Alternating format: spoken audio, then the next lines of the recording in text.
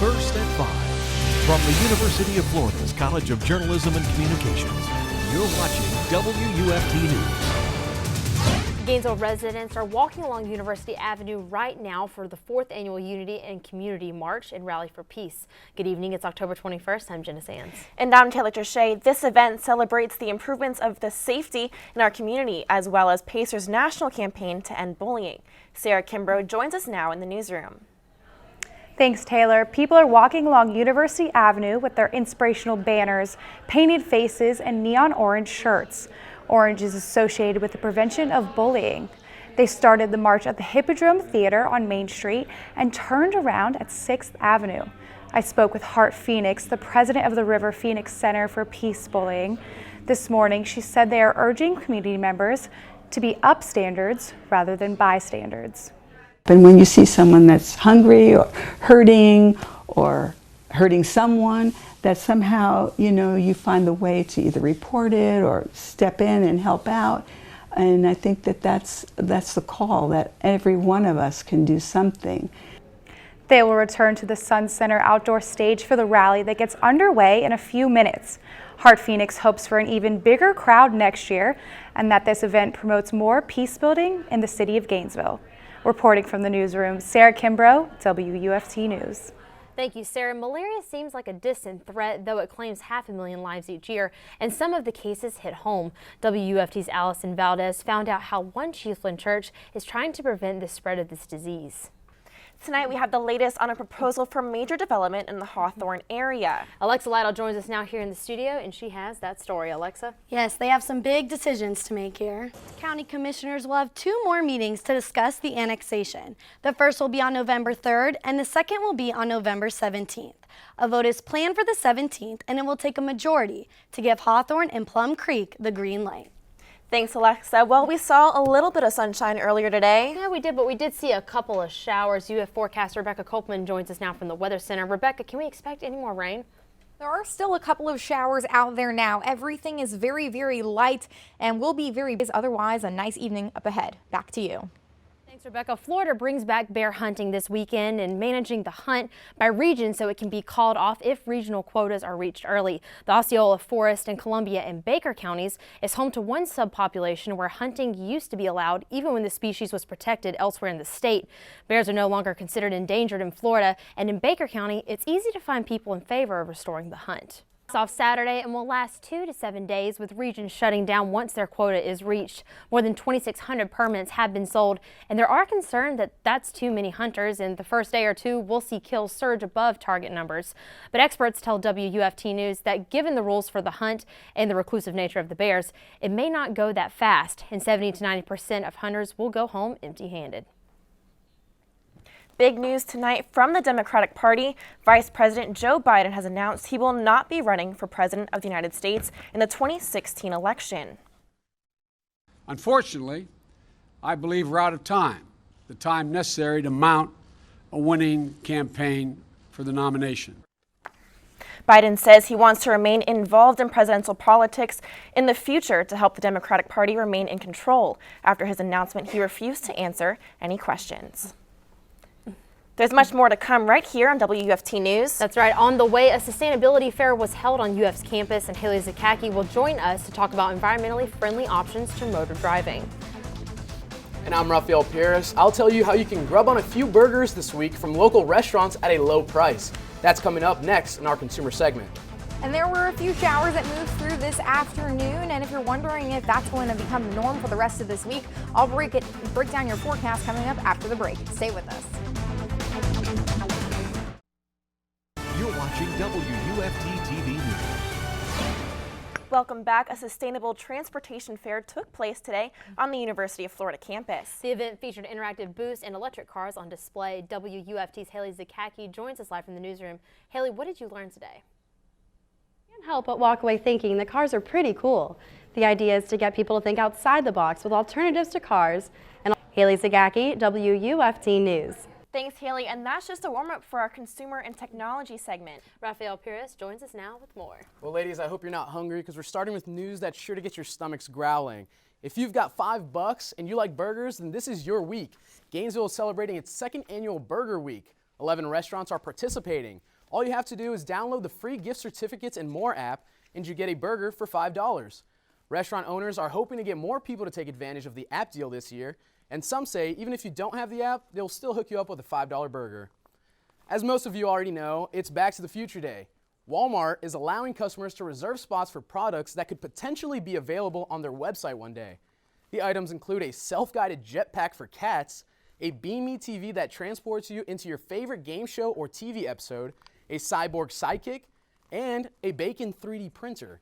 If the items become available for purchase on Walmart.com within the next 30 years, customers who reserved a spot on the wait list will receive an email. Getting a Halloween costume usually entails you going to the store and picking one out, but for one dad in Oregon, the process of getting his kid's costume is a little more complex. NBC's Kathy Marshall has the story. Right now, Magic Wheelchair has more than 100 requests from kids. Each submits a short video of how they want to transform their chair and why.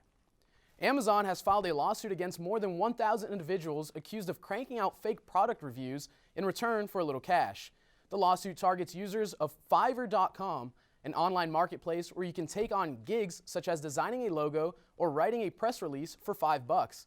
Amazon found people were offering to write positive reviews of products they had never used. Fiverr wouldn't comment on whether it'll help Amazon, but the company did say it'll continue to ban sellers who sold fake reviews. Personally, I never trust those reviews. I always think it's just written by either the owner or a family friend or something, but maybe that's just me. Yeah, see, I'm different. I actually look at those reviews before I buy a product, and I guess I'm going to have to think twice now before I do that. Yeah. I guess we just have to wing it and hope for the best. Thanks, Raphael. Thank you guys. We've had some showers today. I know I was wishing I had my umbrella. Yeah, I thought we were on this dry sweep. We've had wonderful fall weather for the past 2 weeks, and then Mother Nature threw us a curveball today. Rebecca, will we be needing those umbrellas for the rest of the week? You may want to keep it handy once again tomorrow, but much of this activity is very spotty, very brief, so you'll be able to dodge it pretty easily, and we'll help you dodge them as well. You can always track these showers with us at ufweather.org/radar. And for right now, there's still a little bit of activity out there.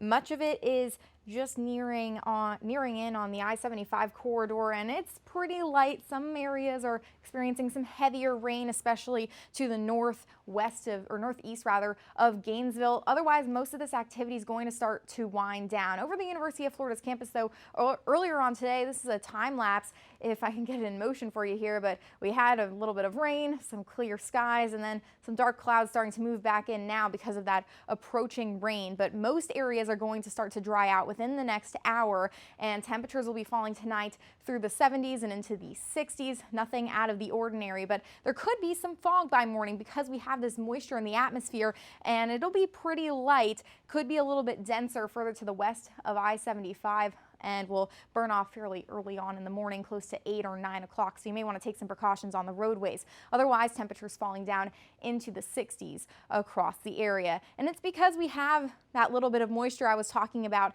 that's leading to those showers today and the potential for fog by morning, and could lead to a few showers tomorrow. Rain chances are very, very low, and I think anything that does bubble up will really stay to the east of I-75.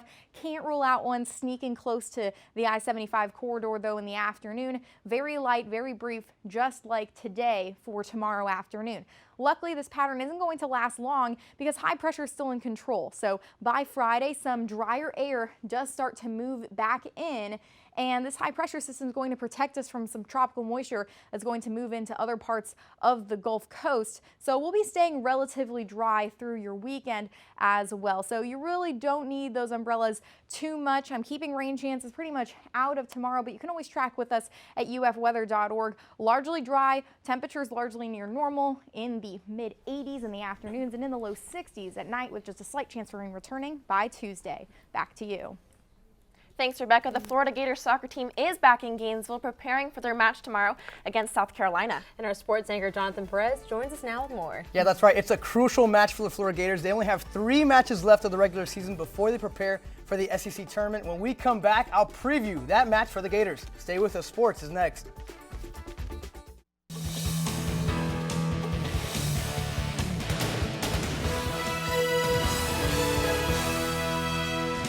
Welcome back to Sports. I'm Jonathan Perez. The bye week could not have come at a better time for the Florida Gator football team as the Gators prepare for SEC East rival Georgia.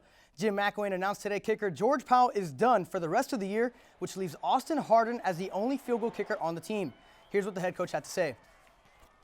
George, he's going to be done. Hardin, he did a good job when he got in there, but he obviously missed some games because he was hurt, and so we just need to make sure we've got a plan, and we'll end up with somebody.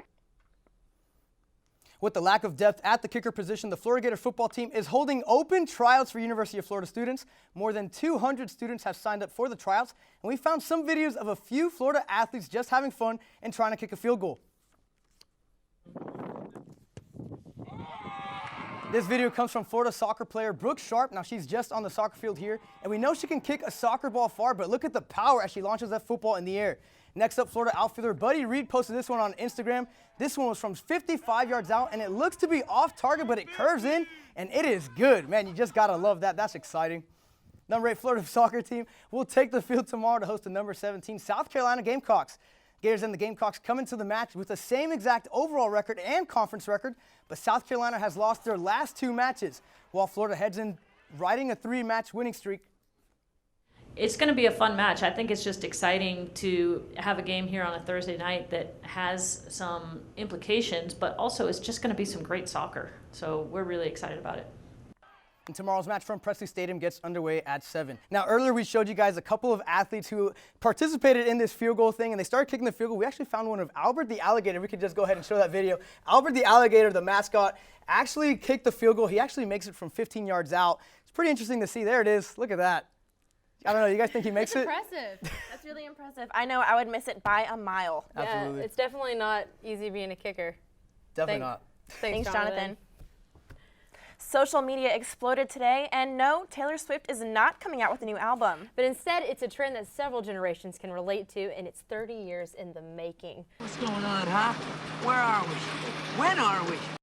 It's Back to the Future Day, and if you recall, the gang of the classic trilogy traveled to this day in their DeLorean time machine. Today's styles and trends aren't exactly what the movie predicted. However, it did suggest the Cubs would win a World Series against a team from Miami, but not this year. And before we go, one last check on the weather. Right now, there are still a few showers in the area, very light though as they move through, and they're really starting to fall apart once they hit I-75. Most areas are going to start to dry out in the next hour or so. You don't really need the umbrellas today because all its activity is very light, and temperatures are going to fall this evening down into the 60s across the area. By morning, there could also be some patchy fog, so you'll want to take some precautions on the roadways. Otherwise, it'll be a nice day. Can't rule out a few showers though, especially along the East Coast. I'm keeping them out of Thursday. I'm not going to rule out a very brief downpour making its way into the area. Largely dry though for the rest of your 6-day forecast, and pretty average weather for this time of year. Temperatures in the low to mid 80s in the afternoons, and at night they're in the low 60s across the area. Otherwise, some clouds start to build in on Monday, and we're tracking the arrival of what could be our next front making its way into the area by Tuesday and Wednesday. That'll start to increase rain chances just a bit, but no worries because we do still have this nice comfortable weather sticking around for the end of this week and this weekend. Back to you. Thanks, Rebecca. We'll be back tomorrow at 5, but your Florida news is always on at WUFT.org. And here on WUFT TV, BBC World News is coming up next, and the PBS NewsHour is after that. Have a good night.